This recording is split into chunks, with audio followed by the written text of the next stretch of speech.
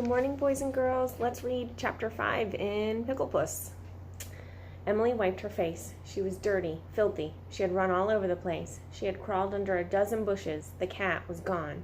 Poor cat, said Stacy. No home, said Jill. No food. Not even potato chips, said Stacy. Emily felt a lump in her throat. Sad, she said. Maybe Beast will find him. She opened the library door. I'm going to buy cat food in case we can find him. I have my tooth money. Inside, Emily looked at the fish for a good book picture.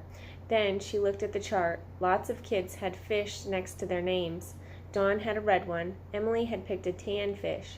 She tacked it next to her name. It looked a little bigger than Dawn's red one. Dawn Mongoose Bosco.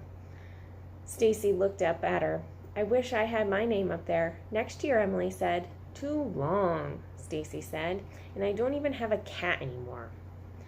Mrs. Baker went past. She patted Stacy on the head. Did you see a cat? Stacy called after her. When did you lose it? Mrs. Baker asked. 2 minutes ago, Stacy said. Mrs. Baker shook her head. I'm sorry. He's this big, Stacy said. She bent down. She put her hand an inch above the floor. That's pretty small, said Mrs. Baker. Well, maybe a little bigger, Stacy said. A lot bigger, said Emily. She looked around. She didn't see Dawn. Dawn was probably home, reading as fast as she could. I'll get a book, Stacy said. You can read it to me. She knelt down next to the picture books. Emily went to a bookcase in the back. She needed books fast, easy ones. She pulled out 2. She didn't even read the titles. They were skinny minis, books with a lot of pictures. She was glad Freddie wasn't around.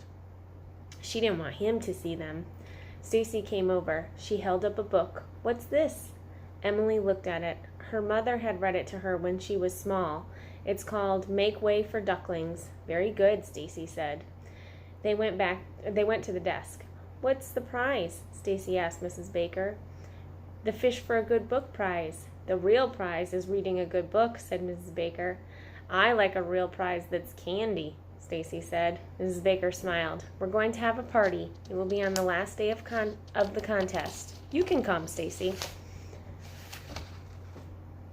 Jill came up behind them. I have a cat book. You have a cat too? Mrs. Baker asked. Almost, Jill said. Mrs. Baker crinkled up her freckles. I love cats. Emily pushed her books over. Mrs. Baker looked at them. Are you going to read to Stacy?